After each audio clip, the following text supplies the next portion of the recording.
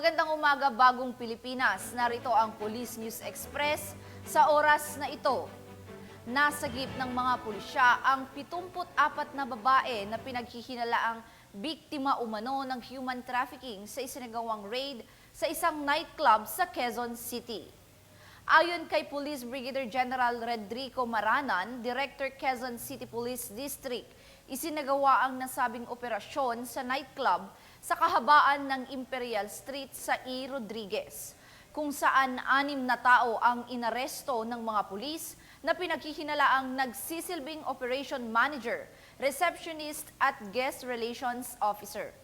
Dagdag pa ni Police Brigadier Maranan, ang nasabing mga babae ay dadalhin sa mga ahensya ng gobyerno para sa agarang tulong at rehabilitasyon.